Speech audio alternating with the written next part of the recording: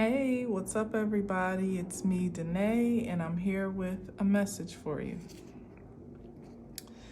Happy Tuesday, January 2nd. Hope you're doing well. Having a wonderful start of the week and start of the new year. Truly getting revved up and getting in there. Maybe not. You're like, it's only day 2, child. Calm down. Right, I know. Only day 2. But it seems like it's been so long, so already. It feels like we're like halfway through the month. I don't know what that's about, right? But that's what I'm feeling right now. Maybe time is accelerating in some interesting way. All right, let's see what we got here today. King of Cups, eh? King of Cups.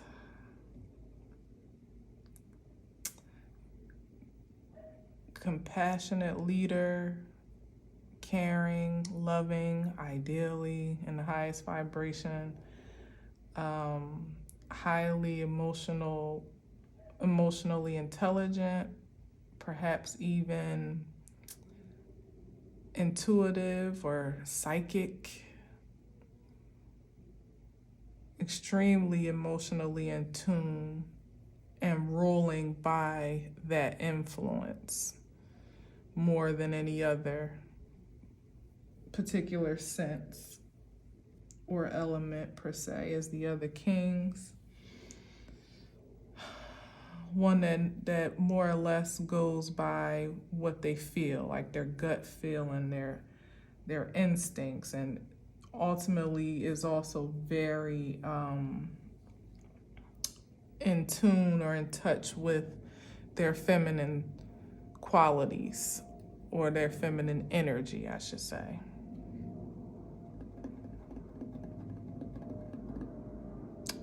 I'm gonna take him out. Let's see where this is going. King of Cups. Ooh.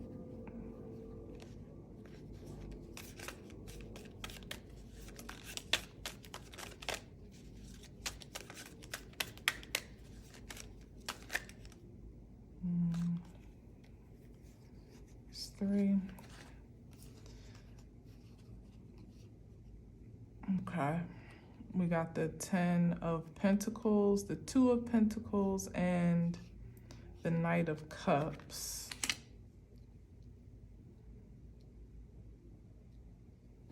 Let's see what else. Somebody weighing a decision or the possibilities or the potential outcome, maybe, of an offer. Could this be from the King of Cups or of the King of Cups?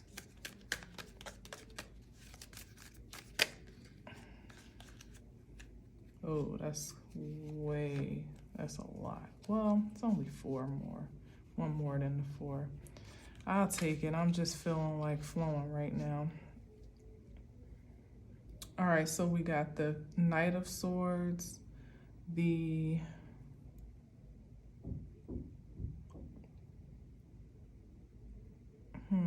Knight of Swords, the 5 of Pentacles, the 7 of Wands, and the 4 of Pentacles.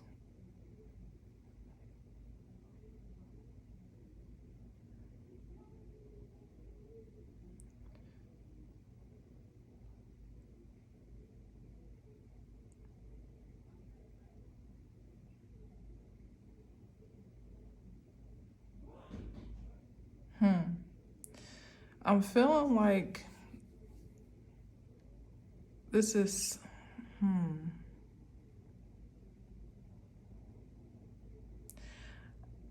See, we're leading with the 10 of Pentacles, but then it's a bit of a roller coaster ride and more in the less favorable aspect of the Pentacles, if I'm honest. And really, there's not much high vibrational on the board but the Ten of Pentacles generally, which makes me feel like there's been some great loss incurred here.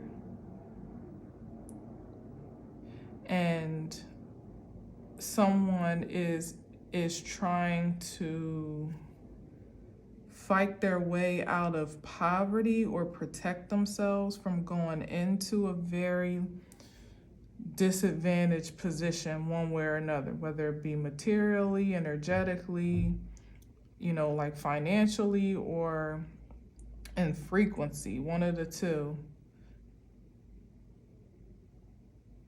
As somebody has already incurred a great loss.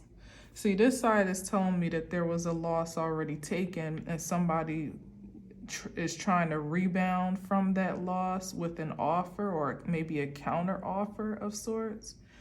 But I get the sense that it's being rejected or blocked, or maybe that is the counter offer. This is the offer, this is the counter offer.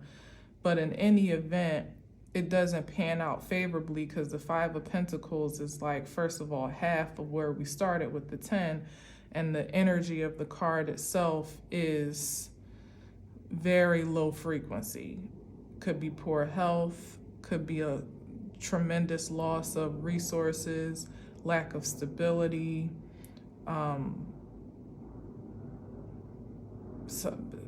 outcast of society is what I hear. So this is someone fighting not just, this is interesting too, because, this is someone fighting for their status and their wealth, which to some degree maybe are one and the same, but what they're holding on to dear life for might be more of the reputation or the appearance of high society to some degree.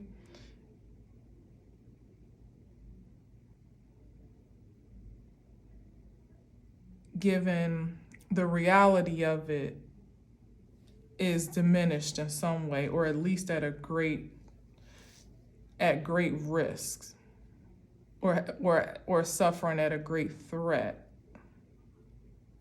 Interesting. So I wasn't going to mention this because I was like, why should I? It's kind of like like useless information, but it's kind of relevant that I have been watching The Gilded Age. I just started watching it, season 1 on Max, formerly known as HBO. And first of all, I've been like, spirit leads me in my curious mind to different things, and I know it's always for a purpose and with meaning, but I started being kind of curious and interested in some virtual research, nothing too in-depth, but just looking up some information about the Gilded Age and that particular period of time, like post-Civil War, when the country was rebounding at almost like the turn of the century, when more or less like the birth of capitalism in this country, where a lot of the old world, old money families made their wealth, made their coin. And really not just that, but also when the new society started to emerge from in tandem with the old society, and then there was a conflict there because old money didn't really want to be seen, consorting with new money, and it was, as with any change, there was contention, right? That one society would overpower the other and make it insignificant, or just the ideals of the two would sully the sedity image, so to speak, of the times. People did a lot to uphold their reputation, their image, their name, which is definitely given here, their dynasty, their legacy, preserving generational wealth, preserving a certain status in society. And that's what this is giving me, in this moment with the King of Cups. I don't know why it's the King of Cups, though, which is interesting. I'm gonna pull some more cards, but with the Pentacles, I mean, I'll be honest. When the King of Cups, when I first saw the King of Cups, I reserved my bias, but the King of Cups these days, yesterday, for instance, the King of Cups was a very promising point of presence on the board. But sometimes it's like, okay, you got to consider this is Scorpio energy, and when you're seeing the King of Cups at that level of power and prestige, you got to kind of be thoughtful about what's in that cup. What's he drinking, or what's he offering, or what don't we know that's going on in the depths of the King of Cups. So I didn't have that reservation for no reason, even though I sat on it, because I don't want to impose my prejudice on the energy of the cards right away. But as I said, a lot of this really isn't that great. The only thing that is promising is the starting point of the Ten of Pentacles. But as I said, it's waned a great deal from the 2 to back up to the 5, which is still not good. At least with the 2, you're managing, but again, to me, it's like someone that perhaps was managing to kind of keep up appearances or keep head above water in a certain type of way to appear as if he has an offer, to appear as if he still is the King of Cups that would have something viable to offer, and with the intent for exchange or return,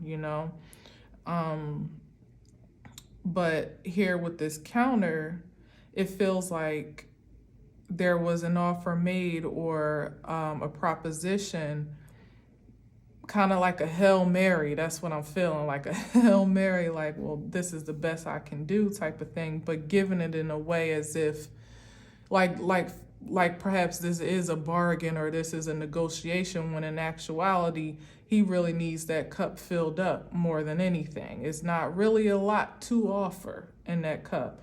And perhaps the counter to that proposition is what could not be met, what couldn't actually be fulfilled, or that expectation couldn't be met in such a way that maybe it tipped the scales into poverty, into some unfavorable position here, where there's a need to almost protect yourself. It seems like protecting the last little bit of coin that may be left, or again, at least to appear as if there's something left. I don't know. And with the Four of Pentacles, sometimes I see that as someone that's not necessarily hoarding funds or money, but is very conservative. And that's why I'm getting this expression of like high society and impressions and appearances and reputations and this and that, because it's like he's trying to keep people from seeing the truth. Like the reality is the Five of Pentacles, but it's like he's propping it up to the public for public appearances. Like, no, see, we're all good here. We're still protected. We still got this. Yeah, we may have taken a bit of a loss, but we still got this one here, and there's still one up on my head and 2 at my feet. Like almost like talking himself into certainty, or into some type of, I don't know. I don't get the sense that is very convincing, though, because I feel like like I said, it's like there's only but so that's why there's a bit, I said cast out, like an outcast, because for high society, just as it was and just as it is, because I haven't finished it yet, just as it is in this um this what's the name, this series that I'm watching, it's like poverty is a disease that nobody wants to, the women, they sit around all day and lend their energies to charity to some degree, but not without taking something back in return, because one of the episodes in particular is titled, what is it, Charity serves two purposes or something like that. Like, and basically the premise was that charity is part God's work, definitely helping the poor and the less fortunate, but it's also a way for people to climb social ladders, for them to make a name for themselves, because otherwise the women in this particular time, at this particular level in society anyway, because otherwise it's very different in the country at that time, but women in high society don't work. It's almost looked down upon to be working, so they spend their times in charity, which is their work, but it also is a way for them to kind of flex, more or less, as they do good. So it's like, it's almost, and as a matter of fact, one of the episodes, one of the people that one of the gentlemen that particularly faced a challenging time financially, that where he lost a lot of money in an investment, killed himself pretty much and left his family penniless. And one of her issues is that now she's kind of cast out and really on the fringe of society as she knew it, because she doesn't have money anymore. And so I don't know why I'm getting that, but that's the energy that I'm feeling here, that somebody is more desperate to save face. That's what it is, to save face and reputation. Maybe even to actually save money at this point in time, because sometimes, especially in these types of upper echelon societies, your appearances are your calling card, so to speak. Like you can do more on account of your family name and on your bloodline and your stock than you actually, like that almost is your stock. But it seems like somebody may have not only squandered. So it's not just enough that the family inheritance or legacy has been squandered materially. There's something else then there's a desperation for protection, and that's why it's the King of Cups, because it may be some matter of love or intimacy, something intimate, perhaps something deeper. As I said, okay, now I'm hearing it. The King of Cups, Scorpio energy, there's always a depth that may or may not even be explorable, from the outside in. So imagine those depths being revealed or exposed, maybe particularly in a scandal of some sorts. That's what I'm getting. So it's not just about the money, it's also about the actual reputation now. And it's like, in this society, in the Gilded Age, there were even members that had money but had done something taboo in some way, shape, or form that casted them out, so that they were still kind of a part of society, but on the fringe, as the Seven of Wands can actually be sometimes too. They were still kind of like in but out, So this is saying that even if there was money and this type of scandal had been exposed, it would cause someone to be on the outs. But it's like a double whammy, the fact that there is no money, and here's this exposure of some type of scandal, something a little bit deep, dark, I don't know. But that's like obliterating someone's character and reputation, and also putting a great damper on the legacy that they represent. I knew I didn't feel what I felt with the King of Cups for no reason, but let's see what else we got here, because that took a lot. The way it took a lot for it to come out is the resistance that's been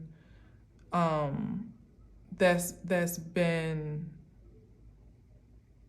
aggressively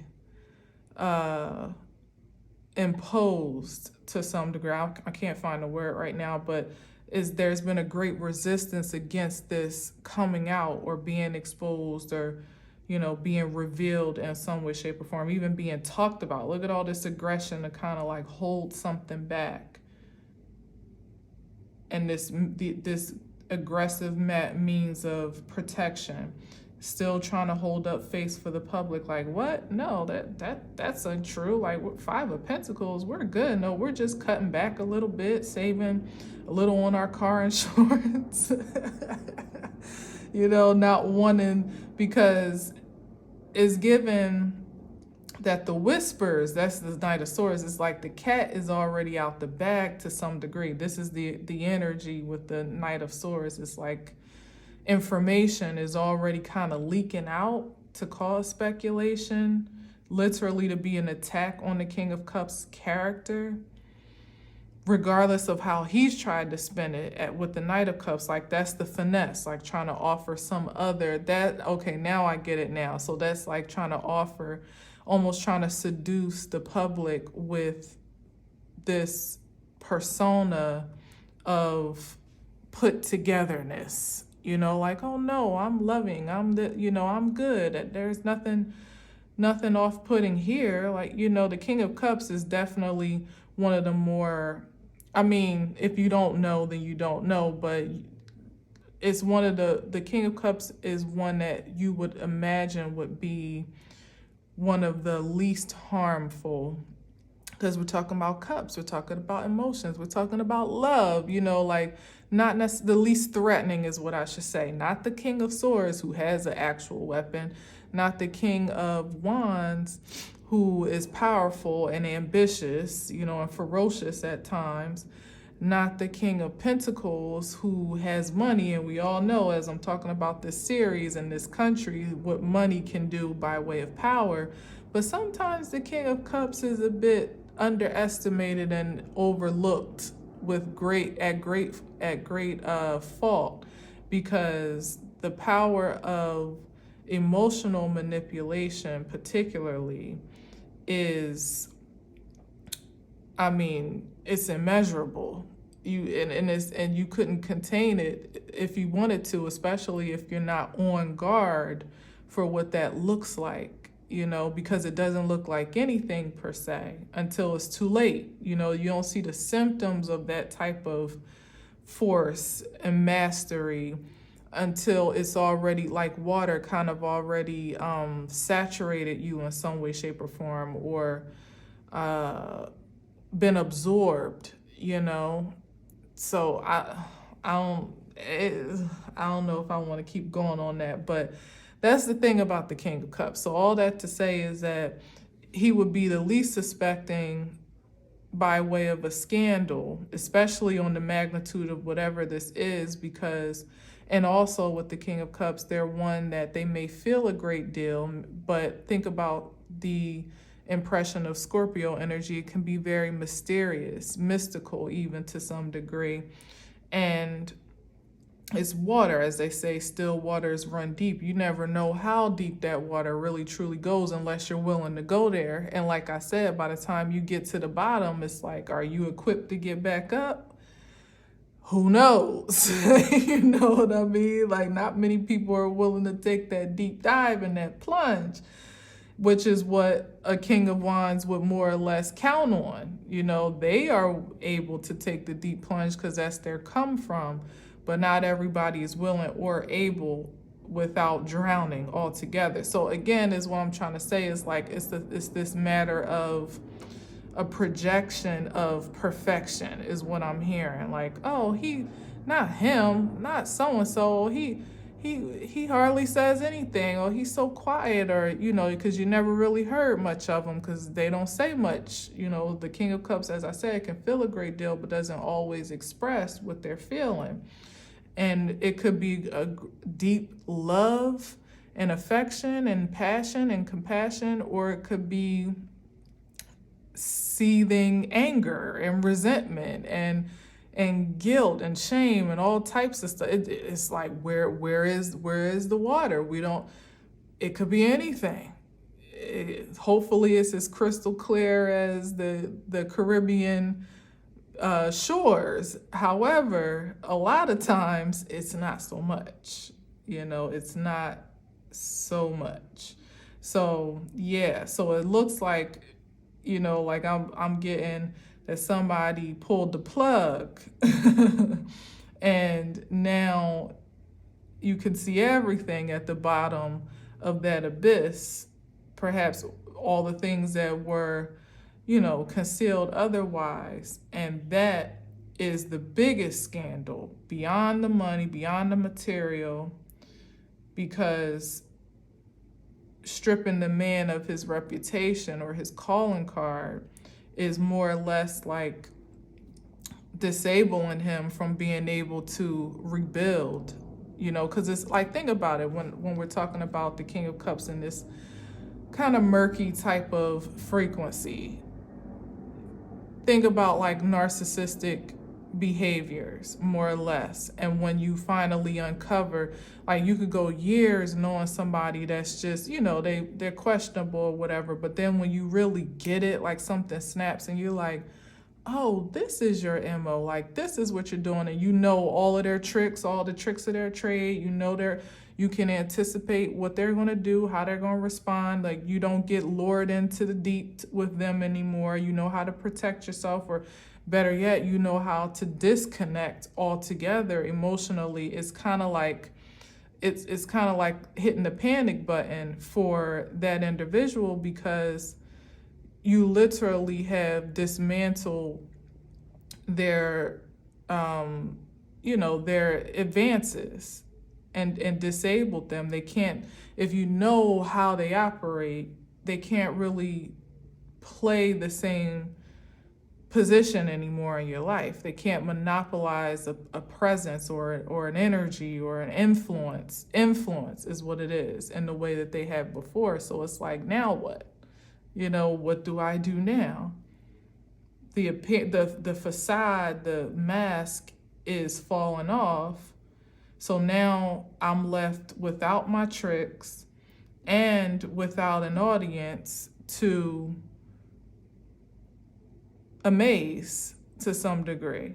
So I don't even have the possibility of taking up an offering at this point, energetically now speaking, to have an energetic offering of sorts, because nobody's even entertaining the show. You know what I mean? I don't know why I don't know what this is. Okay? But clearly I done said something right here in this last few minutes. So take that as you will, and I'm going to leave that right there, because this is the truth and exposure that is happening for someone or ones, maybe perhaps those vibrations in the world at large that have been tainting psychic waters and whatever brand of seduction that they use, because clearly not everybody's tricks are the same, but by means of emotional manipulation or manipulating reality in some way or distorting emotional currents to flow in their favor, one way, shape, or form. It's a great deal of resource and I would say even material gain in such, well, it has been, I'll say, in such skill. Let's call it what it is, but the market is crashing. Let's put it that way, if it hasn't already. So interesting how everyday life just kind of like, like nobody's buying it anymore. Rejection all around, and that was abuse of power as I'm feeling it with the Ace of Swords. Let me get another one for this Four of Cups while we at it. This is an unconventional spread, but hey, let's just go with it. What's the rejection or missed opportunity here with the Four of Cups?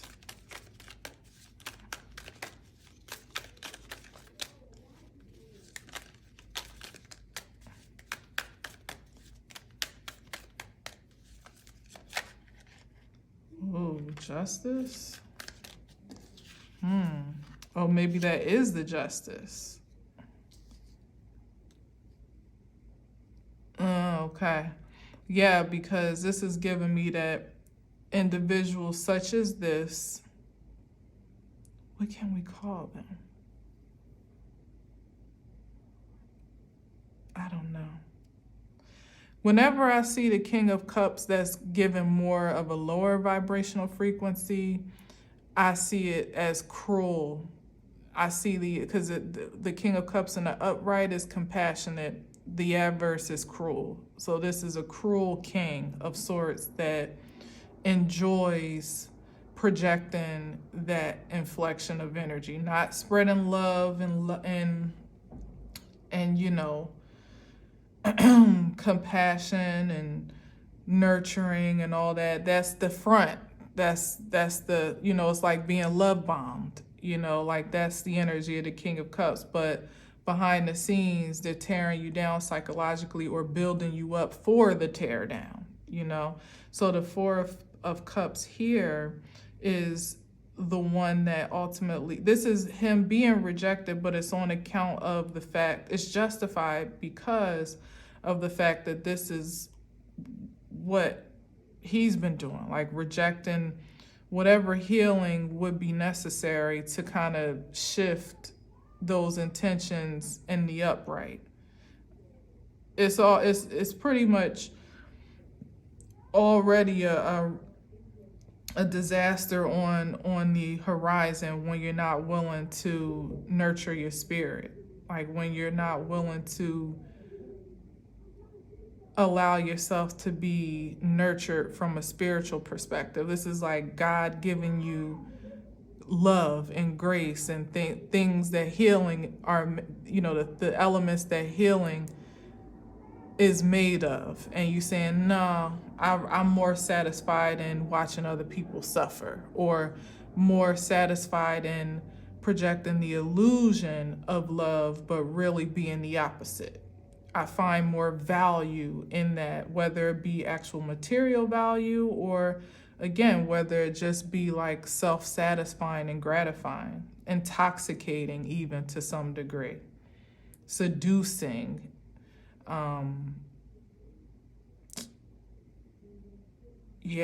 like a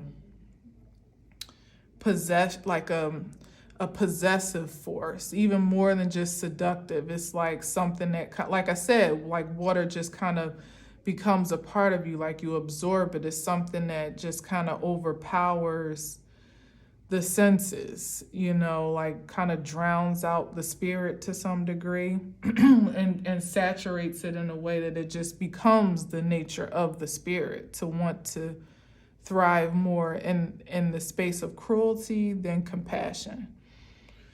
And this card is so loaded because it's like it's an opportunity to be healed that was rejected and passed up. But as with the Justice card, it's cause and effect. And when you pass up such a divine invitation is such as that, you might reclaim the opportunity to have that desire satisfied most immediately, like the immediate gratification for whatever, the thirst may be, let's put it like that.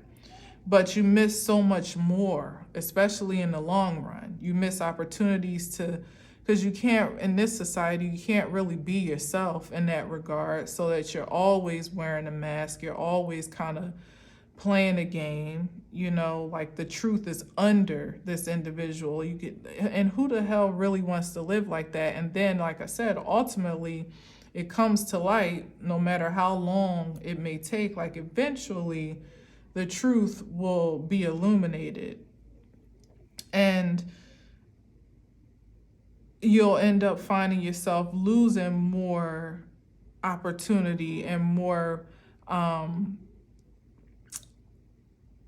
potential for a sustainable satisfaction for the long run with this type of ambition. Like ultimately it ends up canceling itself out, because you can't wear that energy secretly forever. So if you forfeit the invitation to transmute that thirst to some degree, or subdue it, I don't know what you would want to call that. You might have, it may be a hard task, a daunting one, and unfavorable or unsavory to some degree, but you set yourself up. It's like, how like on the vampire movies, the popular ones, the more modern ones anyway, where they don't necessarily, the good ones usually don't harvest on human blood. They resist that urge. They've reconditioned that thirst, and they usually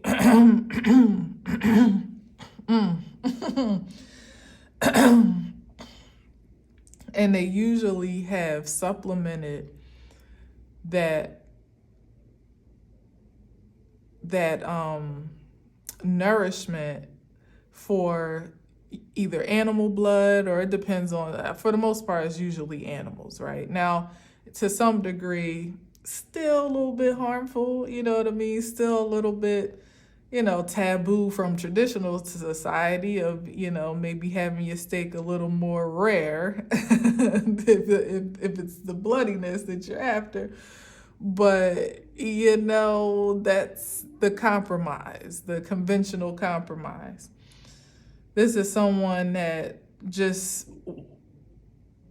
loves the thirst too much, like that has let the thirst overtake them. And there have been a so-called like Dr. Cohen, who more or less reconditioned all of his children, his family, to hunt in a more savory way that would keep all species more or less safe and sound, and would kind of like secure, because when you think about it, animals are going to be hunted one way or another in the wild, right? So then you're still answering to your animalistic or your primal side, so to speak, but not at the cost of those that are not in that food chain. You know what I mean? Like you're not hunting humans who don't have the luxury of really defending themselves against your prowess, and also don't want what you want. They don't want to eat like you eat, type of thing. That's kind of like how it is with narcissists. It's like if they could all stay in their own little community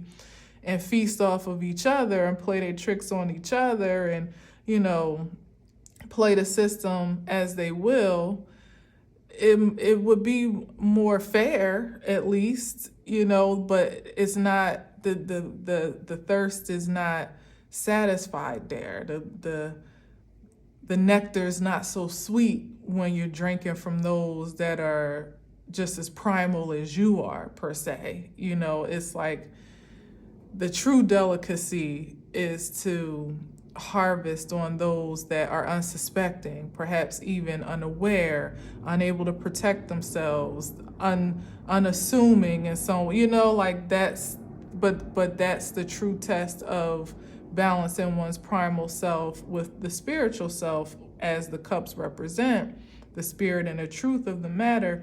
And that's what someone ultimately forfeited. They relented to their bloodthirst and were, it seems, in some way, shape, or form, completely seduced and perhaps even possessed by that hunting and that harvest. Like, as soon as one victim was consumed, or whatever the case may be, it was just like, it was relentless. That's what I'm getting. Relentless. That's what the cards are saying to me. And now it's like, okay, well, that was the choice. It wasn't like it was impossible to find some I keep hearing satiate. What is that word? I'm gonna have to look it up, because that's the word I keep hearing in my head. But there was a choice. Spirit, it's like Spirit offered, like, okay, I know you got a thirst. You know, like Dr. Cohen himself, like, I know this is just your nature. It's how you're made up. Let's figure out how we can make this work for everyone's good, okay? If you can still drink as you need to drink, but let's think about how we can satisfy with this and not with that, because that is out of order. That's out of, out of spiritual law. It's out of the order of society to some degree. But it was like, no, they wanted to keep ravaging society until, and get into it, spiritual law, right? With the missed cup. Wow, this is interesting. What the hell? Like, we got a real life Dracula on our hands, and hell, I know it ain't just one.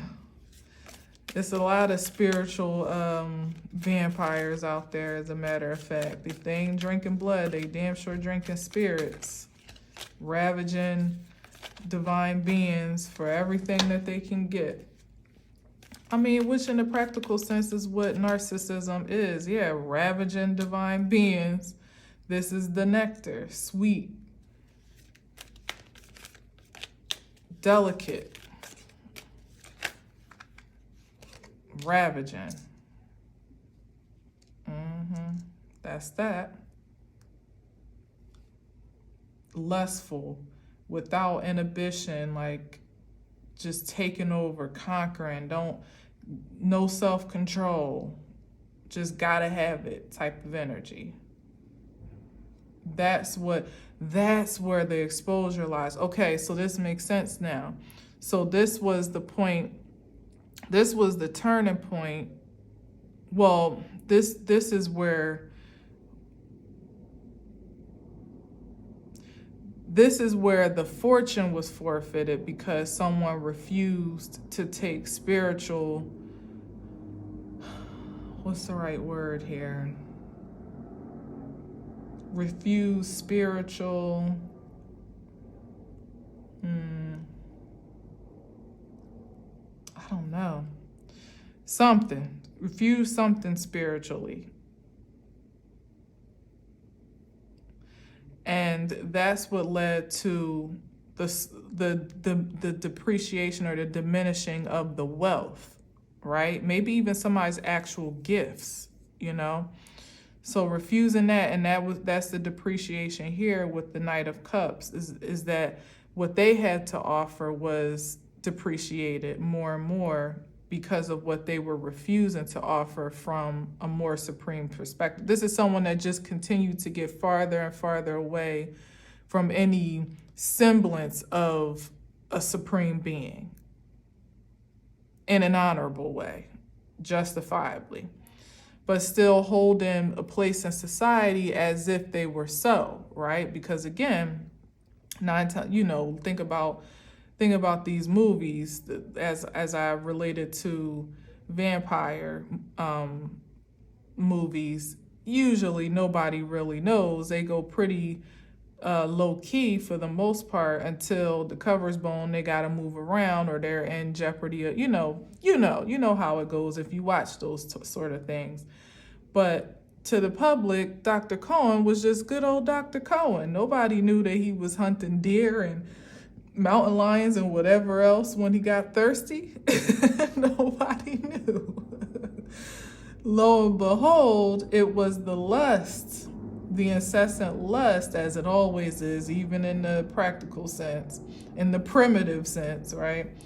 That was the exposure that really like turned the tables when there was a lack of self-control for that desire, to that sensation to be satisfied. That's when the protection, the shield, the covering was diminished more or less, and then the true nature of this being or these beings are being exposed or have been exposed. Whatever this is, like, whatever it is. Damn, it's getting worse and worse. Page of Wands. Let's see, let's just get a few more. I don't even know what this is, child. Like, I don't know. Now all the pages is like we went from the Knights, now we down to these pages. Strength card and the Page of Cups. And something wanted me to put this here. I'm not going to, but I just gotta say that. Like when I hesitated to do it, but I had the first instinct to put him over here. Let's see what else. So we got the Strength card and the Page of Cups. Yeah, because it's like the event, like I said, the depreciation of value from the King of Cups, the Knight of Cups, Four of Cups here down to the Page. You know, it's like, and now with a fish in the cup, it's like people really aren't buying the finesse now. It's like there's been too much evidence and you're not, it's like, would Dr. Cohen be so revered in society? And we're talking about Twilight, the Twilight series, by the way, if you don't know what I'm saying just off of the name. But would he have been so revered in society if not for his squeaky clean image as a doctor, you know, as a leader in the community, someone that saves lives, quite the contrary of his day-to-day activities, right? Would he be so respected if not for that image? And also with the, I don't know what you call it, like the, you know, because he was a doctor, he was very rich, their house was beautiful, you know, there was a certain prestige, there it is, like the prestige of his position. Would he have held the power and respect and honor that he did otherwise? Maybe not. And that's been the depreciation here. It's like someone has already lost a great deal in the fortune, which was probably one level of the shield, or maybe gifts if it's not money, because sometimes pentacles can be gifts, abilities, even the ability to project the shield in the first place, or project this influence of seduction or manipulation or whatever. It's like I said, it's like the narcissist who love bombs you and is squeaky clean. He's walking the talk, he's looking the part, he's got the money in the bank, he's saying all the right things, making you feel like you're the only one in the world that, you know, has his undivided attention, like all the things, you know. But eventually it's like parts of this shield keep getting chipped away, really by his own by his own hand, ultimately, more or less because of this deflection of spiritual vitality, you know, not refusing to be healed. So eventually the facade comes down to the point where it's like now his advances are virtually like ineffective, where he used to be very powerful. Remember all I said about the King of Cups and how you would underestimate and be very wrong to do so, the power of the King of Cups and what they can truly, how they can truly impact or make an impression.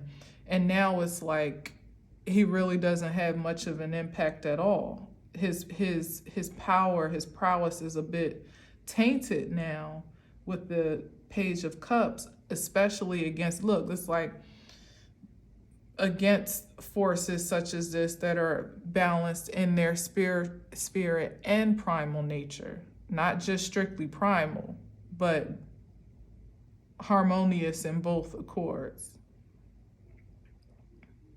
you know? And with the Knight of Wands, it's like down to the page.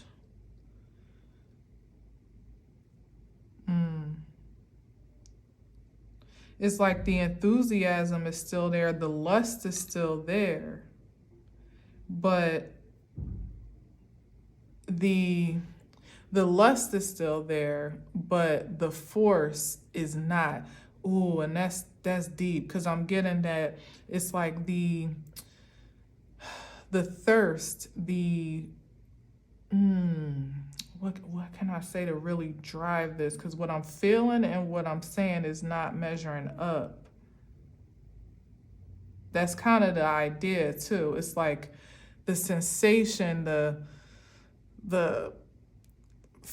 like fury, the like, I want it type of energy is what I'm feeling with the Knight of Wands. But then having the power to, it's like, say back to the whole hunting vampire thing, to have the appetite, there it is, like the appetite for a horse, but all you can muster the strength to hunt is a rabbit.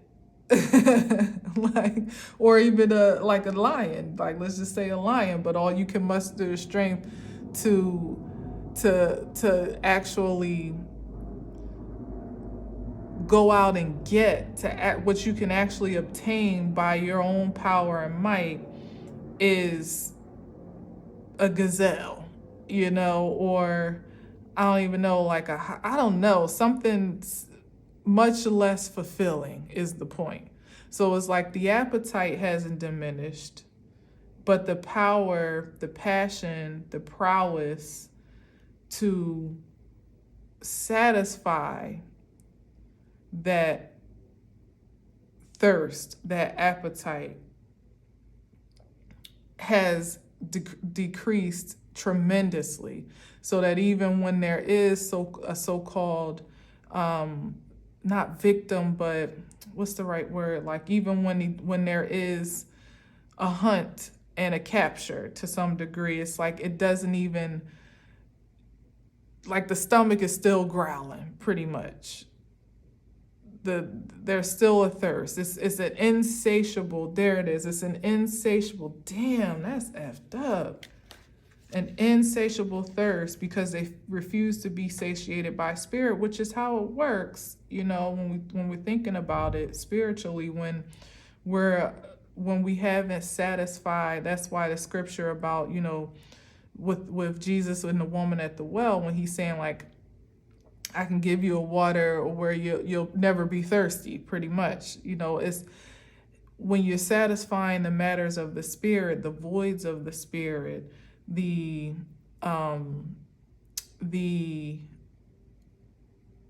healing the sores of the spirit even. That's a point of mending that doesn't really need an outside external remedy, you know, so therefore it doesn't need to be, it's not sensationalized by anything tangible or measurable or, you know, within reach or out of reach for that matter. So you have that's where the will comes in, right? So you have less likely of a need to wrestle with your primal and spiritual self in integrity or on integrity to apprehend or acquire this sensationalism or sensational satisfaction, because you've cured the need at the source. You've healed the wound at the point of contact. if you get what I'm saying. But this is someone, again, that refused to do that, only to just continue to feed, continue to feed, continue to feed. And as the hunger and thirst grew, the threat also did, and the threat more or less of exposure. And now it's to the point where the exposure is so vivid that there's not much of an opportunity to hunt or to, like you can't really satisfy that hunger and that thirst by the old means of doing so. There is much more menial. You can't get the big lion or the big horse or anything like that because they're all on guard. They're, all protected now pretty much just on I don't even know what to say, but they're awaiting you. They know that you're coming, or they know the traps to look for now as to where not to go or how not to get caught up to be the next meal, more or less. So it means that you now got to feast on something, a much less of a vital source that's not as satisfying, not as gratifying. And if you thought you had to continue to feed the hunger and the thirst before with the big meals, the delicacies, is absolutely out of range of satisfaction now. I think that's why I'm saying insatiable. That must be why I'm saying that word. Maybe that means it's something that can't be satisfied to some degree. I'm gonna have to look it up, but that's how I mean it. If it doesn't mean that, that's how it's feeling, where it's like, and imagine that, to have an itch that you can never scratch, to have a hunger that never goes away, to have a thirst that no matter how much you drink or what you drink, you're still always parched. Like, oh my God. But that's the way of lust though, which is why we are warned against it in spirit and in truth, right? All right, let me just get one more. Can I just get one more on here? And then it'll be nice and even, kind of, even though not really, but whatever. Let me just get one more for this space. Up, and there it is. The insurmountable passion. And this is what I'm saying, like, wow, thank you, Spirit. It's like, this is the passion. This is the lust. It's grand. It's monstrous. It's inconsolable. And everything. It's like God level satiability, not satiability. I don't even know what to call it. Like, but it's so big and grandiose. But consider like the despair here between the Page of Wands. Imagine the Page of Wands, him really trying to tame an Ace of Wands in his possession. Imagine the imbalance. Damn, this is wild. So this is somebody that ultimately has become I want to say a victim of their own passion, but I don't see it as like a victim per se. What is the right word? Oh, I dare not, but I hear it. They've become a prisoner of their passion. They can't control it, but it absolutely controls them. That's what this is.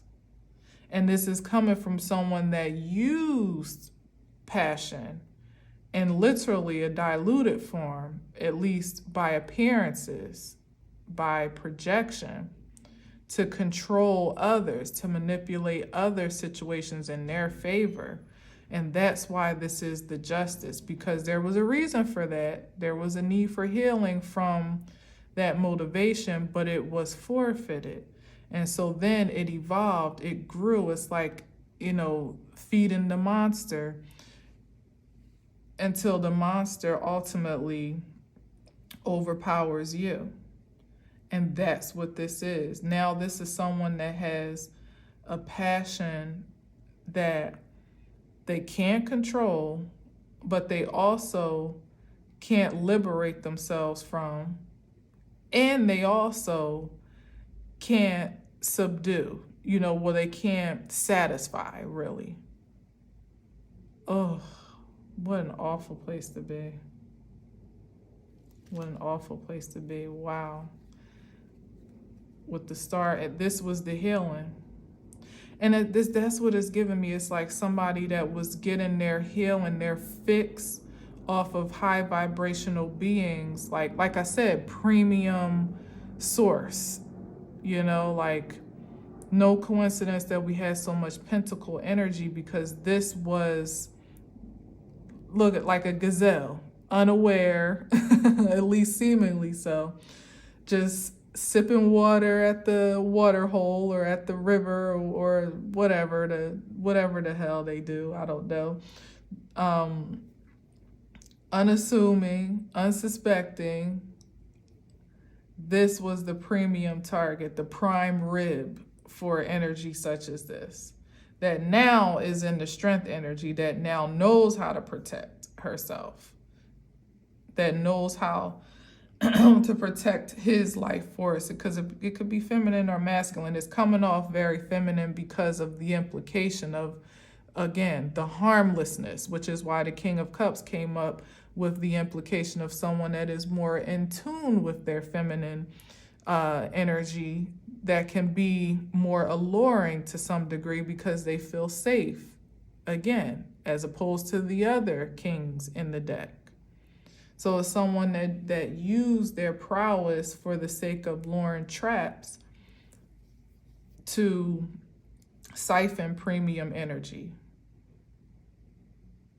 They couldn't be satisfied with, and I'm not saying that this is right, but they couldn't be satisfied with just feeding off of people just like them, other energies that were kind of looking to come up, and we just all feed off each other. Oh no, that just doesn't have the same grade. It's not the same delicacy as someone that is willing to love, willing to give, already looking toward their healing, just beaming with light uninhibitedly.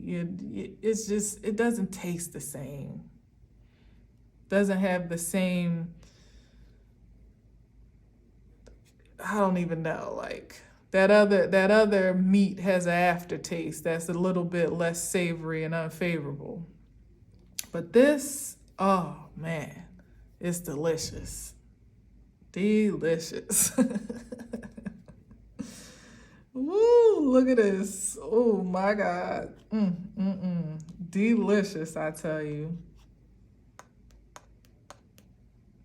I don't even know what to say about this.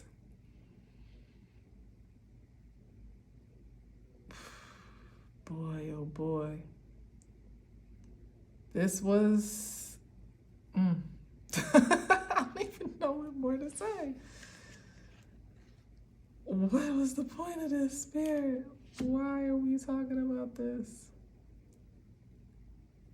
Because I don't feel like it's a warning. That's the thing. Like, I feel like it's more for the purposes of exposure and revelation than it actually is like, oh, be careful. Watch. I mean, it could be kind of to beware of those that are still on the hunt and on the prowl, maybe.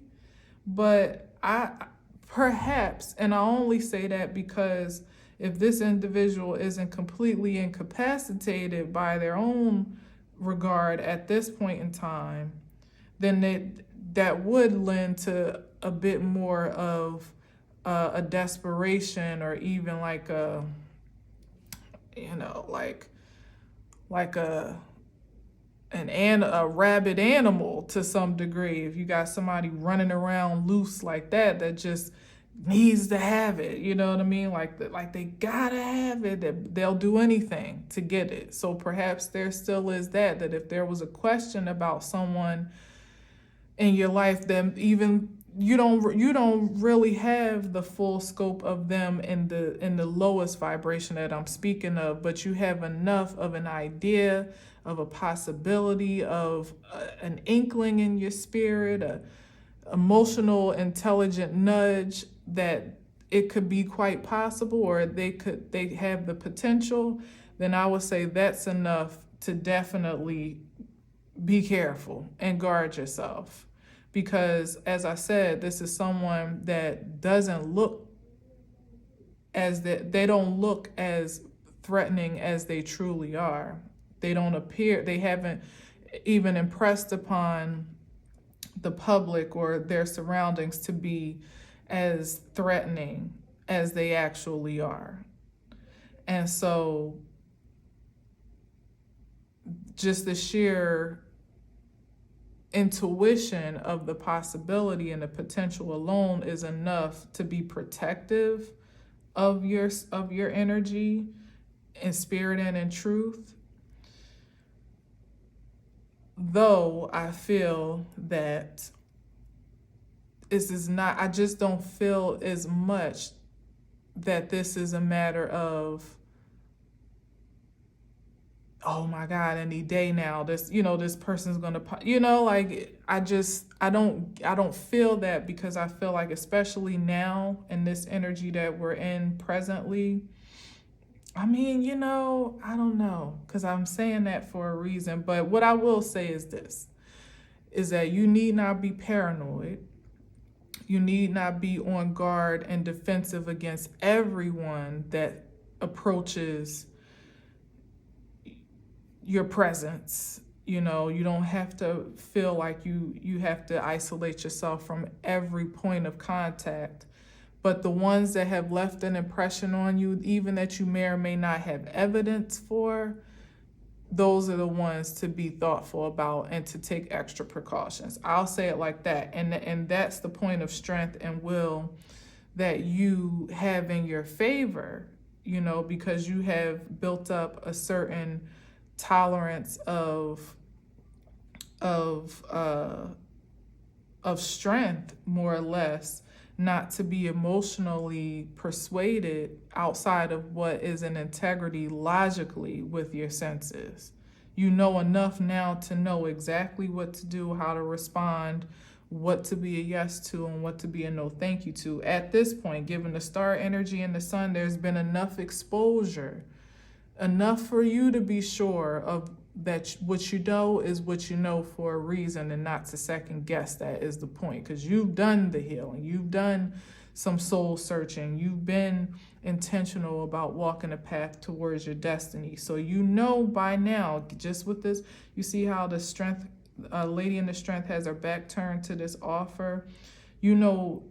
What to just be completely disconnected from, but also to be protective of your presence in the same regard, if that makes sense. Because it's like look at it, it's like your back is turned, so there's still a vulnerability there. However, it's still a matter of a page of cups against a lion.